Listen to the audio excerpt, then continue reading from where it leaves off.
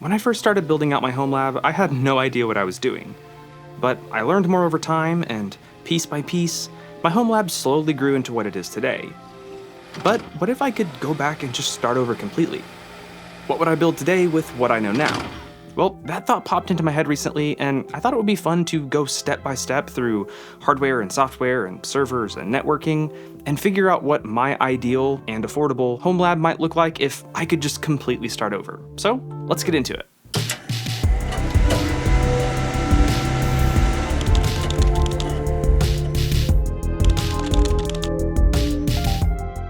If I were to redo my home lab, I would definitely aim to make things a bit more organized and streamlined than they are now. But if I were looking to streamline my business, I would definitely want to use Odoo, the sponsor of today's video.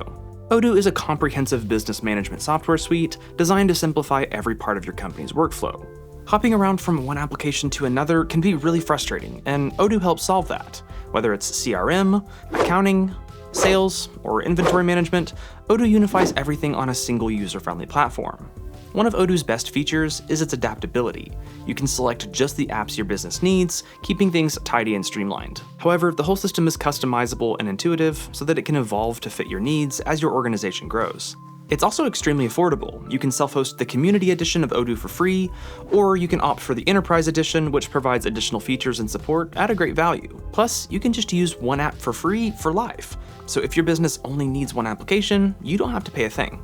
If you're curious about how Odoo can support and grow your business, make sure to click my link down in the description where you can try it out for free for 15 days, no credit card required. Now, there's no way I would actually start from scratch. I'm in a bit too deep at this point, and the hassle just wouldn't be worth it. Also, my setup works just fine, even though it's a bit janky at times. So I wouldn't actually be doing this unless something absolutely crazy happened, like my house getting wiped out by a tornado in November. Oh wait, no, I live in Oklahoma, so apparently that's a thing. Okay, so I guess that definitely is a possibility, but I also want to take this hypothetical a step farther and assume that I'm not running a YouTube channel anymore. Being a content creator drastically affects the decisions of my home lab, both because at times for the sake of content I end up switching things in and out, but also because making videos requires a lot of storage. Storage I otherwise really wouldn't need. So for this video, we're going to assume that the Hardware Haven channel completely fell off or something, and I stopped being a YouTuber, and also that my house got wiped out by a tornado. This video is a bit darker than I thought it was going to be. Before we start talking about my ideal home lab, what is a home lab? Well, I'm not going to dive super deep into it because my answer's pretty simple. Actually, Brett over at Radal, I think, is putting out a video right around this time talking about home labbing, and for that I actually gave my definition, which I think is really just hosting things, hosting whatever you want, with whatever you want, and however you want. But what makes for a good home lab? Well, really, I think the answer to this is always going to be very specific to whoever's home lab it is, and I think it comes down to three things. The first is functionality, and this is really just your home lab doing what you need it to do, and this could be anything from having enough CPU resources to run 20 different Minecraft servers, or maybe just enough CPU power to run Home Assistant. Or maybe you need a ton of storage for a 40 terabyte media library, or a ton of YouTube videos, or maybe you just need a little bit of storage for a couple of backups or something. Maybe you don't even need it to do anything specific, you just want it to be fun to tinker with. Really, functionality I think just comes down to whatever it is that you're trying to do. The next thing I think that makes for a good home lab is reliability. I mean, having cool servers is great, but it's not that helpful if they're down all the time. Once again, the degree of reliability that you have with your home lab is going to come down to you. For some people who are hosting services for not just themselves, but for family and friends or the general public, it might make sense to have high availability and clusters or battery backups with long run times. But for other people, it really might not be that big of a deal if their server goes down due to a power outage or something. And then for me, the third thing to consider when trying to decide what a good home lab is cost. Really, this is just trying to spend the least amount of money possible to get the functionality and reliability that you're looking for. And this both includes the costs of any hardware or software, but also the electricity costs for running your home lab.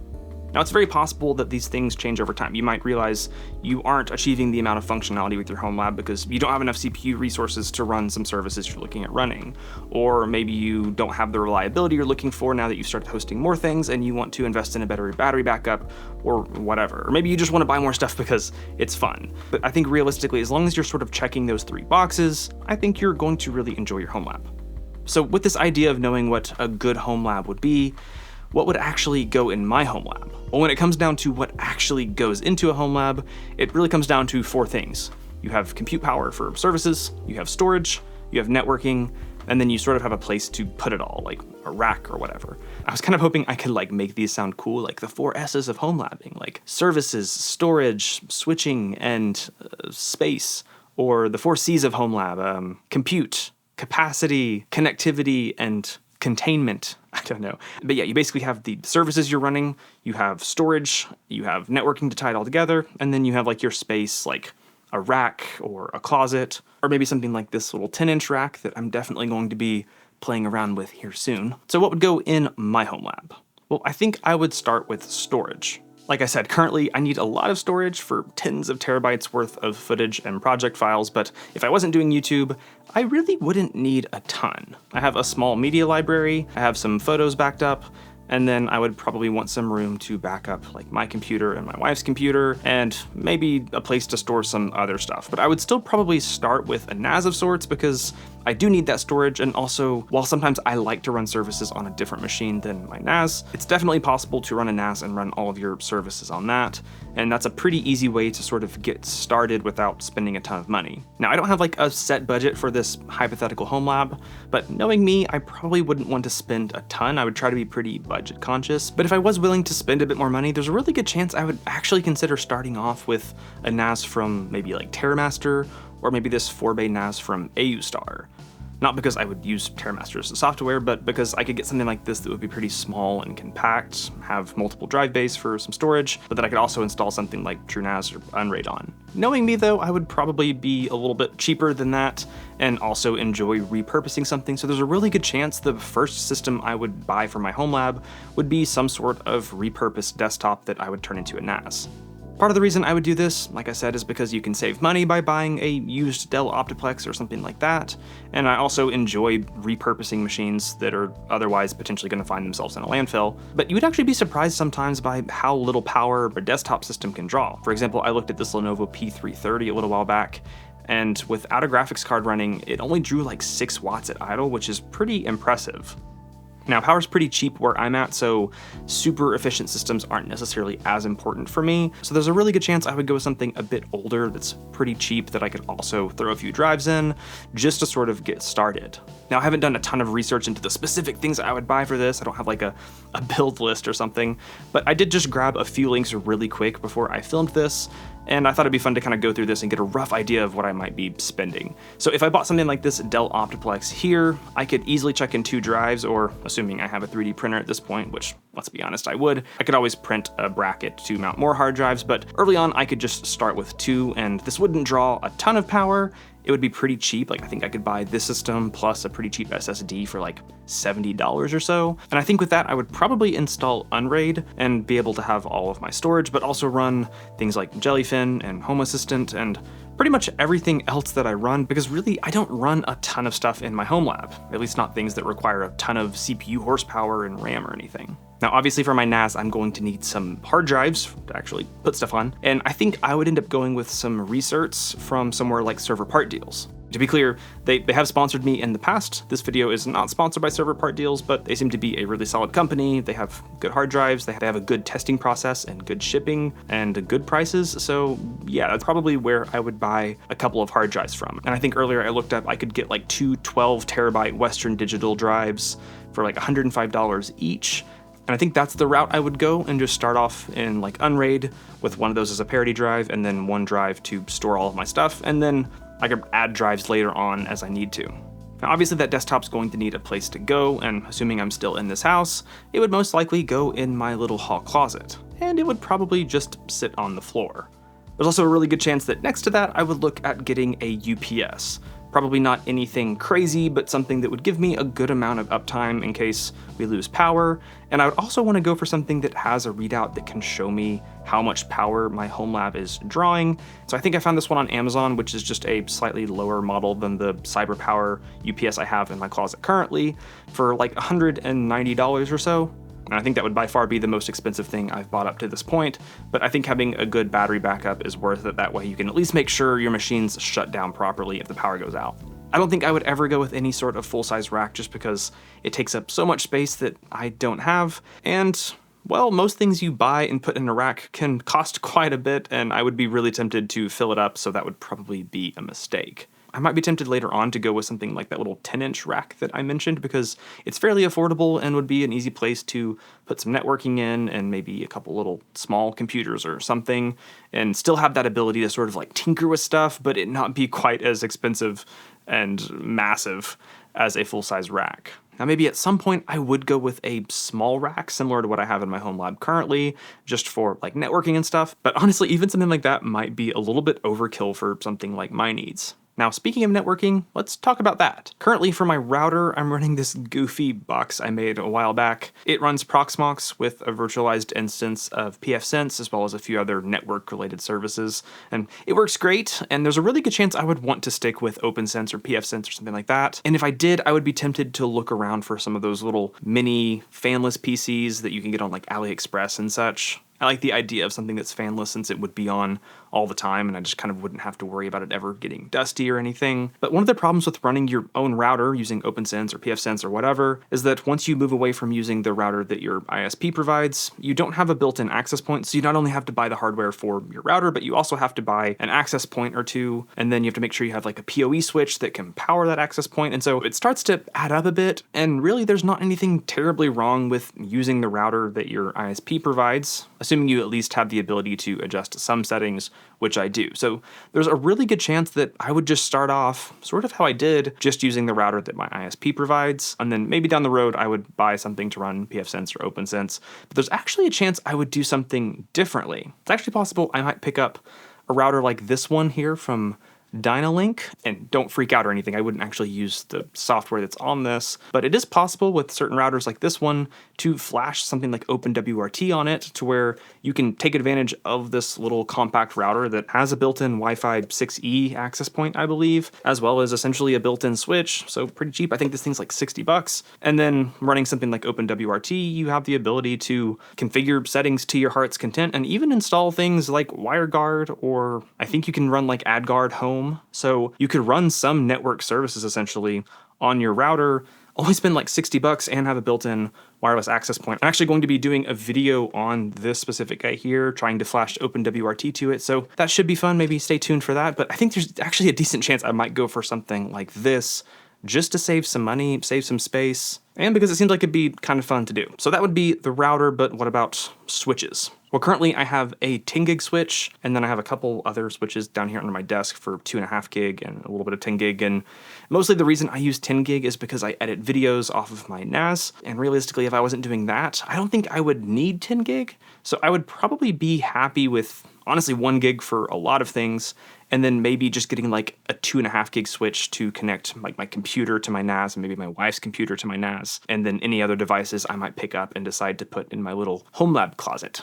All right, I don't have the exact prices with me, but I think at this point we've spent a little bit of money on our desktop PC and the hard drives to go in it. We have a battery backup. We may have bought a router or maybe just used the one provided from my internet service provider. And then I probably picked up a little 2.5 gig switch. And so I think at this point, without really hunting for any deals or anything, just sort of grabbing some quick numbers off of eBay and Amazon and such, I have a pretty solid Homelab that can do everything I need it to do for under like $600. And yeah, there's a really good chance that would be my Homelab. I say that, I would probably want to tinker and be able to mess around with some stuff. And so there's a really good chance the next thing I would buy would be another computer to be able to run some services on, not necessarily because I couldn't run those on my NAS desktop thing, but more so because I'd like to tinker and try things out occasionally without breaking Jellyfin and having my wife not be able to watch Brooklyn Nine-Nine or whatever. There's a really good chance I would go for something like one of these used Lenovo or Dell or HP little 1-liter form factor mini PCs because, well, they have pretty decent performance. You can get them for super cheap sometimes, and you can even expand the functionality a little bit with these. For example, you can see I actually have a little 3D printed bracket here for what was a 2.5 gig adapter that would have plugged into the little M.2 E key slot for Wi-Fi, so I could have this hooked up to my 2.5 gig switch and be able to run Proxmox and virtualize a few different VMs and containers and such and mess around with things, and if I break stuff on this, it wouldn't affect my little desktop NAS that's running the more important stuff. So yeah, there's a really good chance I would end up going for something like this if I needed to add either a bit more compute power or just to have a machine to tinker with. Now, if I really wanted to go a bit crazy and spend some money and have something with a lot of CPU horsepower and a lot of features, I'd probably go with something like this Minisforum MS-01. In fact, I would go with the Minisforum MS-01 because this thing is sort of a beast. This one is I think the i9-13900H or something like that model. I could be totally wrong, but this thing has like 3 M.2 slots. It has a PCIe slot. Right now there's a NVIDIA GPU in there. It has a built-in 10 gig on the back. This thing's kind of nuts. It's kind of expensive, at least this beefier model is, but I think they have like an i5 version now that's much more affordable. I want to say it's like $600 or something like that. Honestly, that would still probably be overkill for me and be more money than I would want to spend, but if for some reason I did want to have the horsepower and the ability to like plug a PCIe card in and have 10 gig, that would be a pretty sweet system to go with as well that doesn't take up a ton of space. I don't have any need or desire really to run any sort of like cluster or high availability setup. If I wanted to mess around with it, I would probably just pick up some like really cheap thin clients. I see on eBay all the time, and even like Facebook Marketplace, people are selling like 3 or 5 little like Wise thin clients or something that if I wanted to experiment with running like a Kubernetes cluster or a Proxmox cluster, I'd probably just pick something up like that. That way it's really cheap, and more so I just get to like play around with clustering rather than it actually being like a really high performance cluster. And really past this, I feel like I'm just getting into like the wish list of like fun extras. I think if I was going to get anything past what I've already mentioned, it would be a little KVM of sorts, like this little Jet KVM, which I'm also going to be doing a video on here soon. It is a Kickstarter, so, you know, fair warning. But yeah, this thing is super tiny and seems to be super cool. I think these are like $70 once they go up for sale. And yeah, it's a great way that I could just like plug this into my little desktop NAS home server and be able to control it remotely, which would be pretty sweet. It wouldn't really be necessary for me, but it would be a nice to have. So if for some reason something breaks and I'm gone, I could just remote into it. And then I think the last thing I would consider buying would be a second storage server to have a backup of my main storage server. And you might be wondering why I put this last, because, you know, it's important to have backups, but I think for me, I really don't have that much on, well, I wouldn't have that much on this Hypothetical NAS, other than just like a media library that I could get back. It would be kind of annoying to get all that back, but it wouldn't be that big of a deal.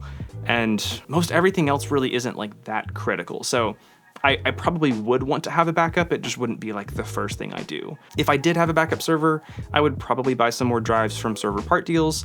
And then I guess I maybe could get like an HP Elite Desk, put 2 hard drives in it, and then run like a virtualized TrueNAS instance. And that second machine be like the machine that does all of my fun tinkering other services, but I also run a backup storage server on it. That might be a way to sort of consolidate. Or maybe I just buy like a cheap old NAS, like I've looked at a few now. Like for example, there was an old Netgear Ready NAS that was a little bit of trouble to get working. Well, to get running a modern operating system, it was a bit of trouble, but I was able to get it running Debian or TrueNAS or whatever. And it wouldn't need to have that much horsepower just to be a simple backup storage server. And even if it wasn't very efficient, I'd honestly probably set it up on a power schedule. That way it's not running 24/7. It would just, you know, kick on a few nights a week to run a backup, and then once it was done, shut itself back down. And yeah, I think that would pretty much be it. I say that, there's a decent chance that like after I get all this set up, I enjoyed getting it set up because, well, I enjoy tinkering and messing with my Homelab, so maybe I would want to buy more stuff just to play around and add things because it's fun. But if I was mostly just wanting to run my Homelab to cover the things that I need it to do, it would probably look as simple as an old desktop with a few hard drives in it, maybe a pretty cheap router running OpenWRT, a cheap network switch or two, and then maybe like a little mini PC or another backup NAS, and a UPS to power it all. And yeah, I think that's pretty much it. It's pretty simple, it's not a lot, but I don't really need my Homelab to be a lot. I don't think I would ever want massive full-size racks with, you know, crazy epic servers and petabytes of storage, 100 gig networking. Like, it to me, that just kind of seems overkill, and like I would never actually use it. So it just doesn't make sense for me. And honestly, I find more enjoyment tinkering with computers like this and finding ways to repurpose them and make them work for my Homelab and repurposing them to do the simple things that I need them to do. Hopefully you guys enjoyed me talking about what my ideal but realistic setup would be, and I'd love to know what makes sense for you. What's your ideal home lab, or even your current home lab situation? Let me know down in the comments. I always love to read those. Hopefully you guys enjoyed this little bit of a thought experiment. I know it was a little bit of a different video, but it was a fun idea and I kind of wanted to go through it, and I thought it might be fun for a video, so I hope you enjoyed it. If you like this video and you like my other videos, maybe consider supporting my channel by becoming a RAID member for as little as $1 a month. You get early access to ad-free videos now, and I also have some bonus behind-the-scenes content and some other perks, so maybe consider checking that out. That's about it for this one though, so as always, thank you guys so much for watching, stay curious, and I really can't wait to see you in the next one.